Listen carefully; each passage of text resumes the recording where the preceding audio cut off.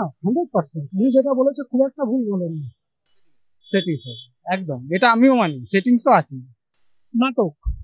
না না, সেটিংটা একটা রাজনৈতিক সেটিং থাকে সবসময়, যেমন প্রিভিয়াসলি কংগ্রেস এবং সিপিএম এর ছিল।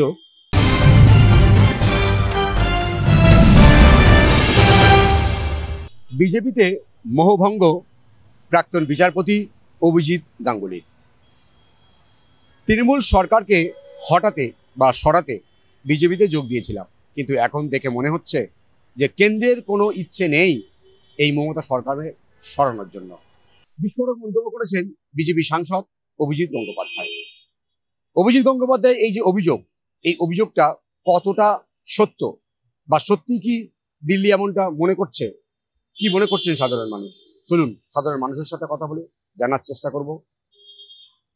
তৃণমূল বিজেপির সেটিং এর তথ্য যে বারবার সিপিএম সামনে আনে, সেই কথা শোনা গিয়েছিল অভিজিৎ গাঙ্গুলির গলায়, সেটা কতটা সত্য?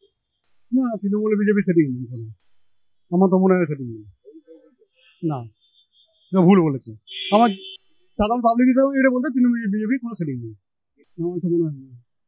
মমতা চাই, অবশ্যই যাক চাই, বিজেপি চাইবে মমতা চলে যাক, কিন্তু সেটা সত্যি কথা না। যেটা উনি বলছেন, আমি জানি না কি বলেছেন, কিন্তু এটা ঠিক নয়। উনি বলছেন কিন্তু দিদির সঙ্গে মোদির কোনো সেটিং নেই, আমার মতামত এটা। বাকি আপনারা যেটা ভালো বলবেন। দেখুন, সেটিং আছে কি না সেটা তো কেউ বলতে পারে না, কারণ যে পরিস্থিতি দেখা যাচ্ছে তার মধ্যে যদি সেটিং হতো তাহলে বিজেপি রাষ্ট্রীয় রাজনীতি করছে, সেটা এ তো নিজের পাঁও কুল্হাড়ি তো মারবে না কি একটা বড় রাজ্যকে অন্য লোককে সেটিং করে দিয়ে দেবে। এই সব কথাকে আমার মনে হয় ঠিক বলা যাবে না। হ্যাঁ, উনি যা বলেছেন কি তদন্ত করা উচিত, তদন্ত একবার না বারবার করা উচিত, যাতে কি যেটা আসল ঘটনা আছে সেটা পরিষ্কারভাবে ওর নির্ণয়টা সামনে আসুক, লোকে জানতে পারে কি কি হয়েছে, আর সঙ্গে সঙ্গে এটাও জানতে পারে সবাই কি ওর ফ্যামিলিকে ন্যায় হয়েছে আর একটা বড় ঘটনাকে নিস্তারণ হয়েছে। আমি রবি প্রতাপ সিং, রাষ্ট্রীয় অধ্যক্ষ শব্দাক্ষর, আমি অভিজিৎ গাঙ্গুলির সমর্থন করছি। নাটক, এক ধরনের নাটক। এখন ও হয়তো দল চেঞ্জ করার কথা ভাবতে পারে বা অন্য কিছু ভাবতে পারে, আমার হিসাব অনুযায়ী এটা একটা নাটক, এটার মধ্যে কোনো সত্যতা নেই। মানে সিপিএম যেটা বারবার অভিযোগ করতো যে এ রাজ্যে বিজেপির সঙ্গে তৃণমূলের সেটিং আছে, সেটা অভিজিৎ বাবু বলতে চাই। হ্যাঁ, এবং সেটাই সত্যি কথা। আমরা অনেক ঘটনাতেই দেখেছি, অভয়ার ইয়েতে দেখেছি যে তৃণমূলের সাথে বিজেপির সেটিং, সে তো সবাই বুঝতেই পেরেছে। সিবিআই কে দায়িত্ব দেওয়া হলো, সিবিআই বললো না, এবার সিবিআই কিছু খুঁজে পেলো না, তাহলে এবার মমতা ব্যানার্জিকে যখন তার জন্য কথা বলতে হচ্ছে, তখন মমতা ব্যানার্জি বলছে আমি তো সিবিআই এর হাতে দিয়ে দিয়েছি, আমার তো আর কিছু করণীয় নেই। হ্যাঁ, তাহলে সিবিআইও কিছু পেলো না, যেখানে সাধারণ মানুষ প্রত্যেকে বুঝতে পেরেছে ঘটনাটা সাজানো, কিন্তু তাতেও সিবিআই কিছু পেলো না। তাহলে তো এই তো নাটক তো সব ক্ষেত্রেই দেখা যাচ্ছে। অভিজিৎ বন্দ্যোপাধ্যায় যে কথাটা বলবে এটা তো স্বাভাবিক কথা।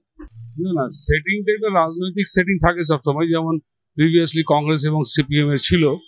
সেন্ট্রালে ওদের কিছু মদত চাই, যার জন্য স্টেটের হেল্পটার দরকার পড়ে, বাট নৈতিকতার দিক থেকে সেখান থেকে বিজেপির মতো কোনো পার্টির তৃণমূলের সঙ্গে সেটিং এর দরকার পড়বে না।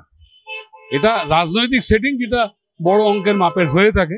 সেন্ট্রালে কিছু ইস্যুতে সাপোর্ট করা, আমি ভোট দিলাম না, বয়কট করলাম, that is one kind of political issue.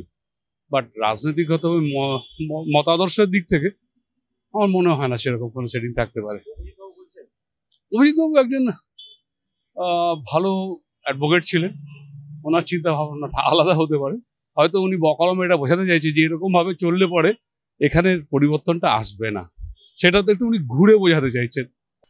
Setting sir, একদম এটা আমিও মানি, সেটিং তো আছে, এটা তো একদম সেটিং আছে। এটা তো মমতা সরকারের চরম ব্যর্থতা যে একজন কাজের জায়গায়, এটা আমিও একজন প্রাইভেট সেক্টরে কাজ করি, একজন কাজের জায়গায় এত বড় একটা দুর্ঘটনা হলো, যেটাকে হচ্ছে পুরোপুরি সাপ্রেস করে দেওয়া হলো, আসল সত্যিটা কাউকে বলতে দেওয়া হলো না। এর থেকে লজ্জাজনক, মানে অ্যাজ এ শিক্ষিত হিউম্যান বিং, এটা আমি মমতা সরকার কেন যেই এটা করেছে তার তীব্র বিরোধিতা করি। কারণ আমারও বাড়িতে বাচ্চা মেয়ে আছে, তারাও একদিন হয়তো কোনো জায়গায় কাজ করবে, এবং কাজের জায়গায় বারবার যেটা বলছি, রাস্তাঘাটে নয়, কিন্তু দিল্লিতে রাস্তায় হয়েছিল, এটা কিন্তু মনে রাখতে হবে। একজন কাজের জায়গায় এরকম মানে নৃশংস, এটা মানে অ্যাজ এ কি বলবো, as a educated people I cannot support it. এটা বলা খুব টাফ আছে সেটিং আছে কিনা জেনারেল পাবলিক হিসাবে। তবে যেভাবে কেসের সিবিআই ইডিকে যেভাবে চলছে তাতে তো কিছু একটা থাকারই কথা, এর বাইরে তো কিছু বলা যাবে না। জানি কি আন্ডারস্ট্যান্ডিং আছে এটা তো ক্লিয়ার হবে না, কিন্তু আফটার অল কেসের মেটার দিকে ওইদিকেই যাচ্ছে। হ্যাঁ, 100%। উনি যেটা বলেছে খুব একটা ভুল বলেননি, উনি যে কথা বলেছেন খুব একটা ভুল বলেননি। প্রাক্তন বিচারপতি অভিজিৎ গঙ্গোপাধ্যায়ের যে মন্তব্য, তৃণমূল এবং বিজেপির যে সেটিং, এই তথ্যটাকে কিন্তু বেশিরভাগ সাধারণ মানুষ সমর্থন করছেন।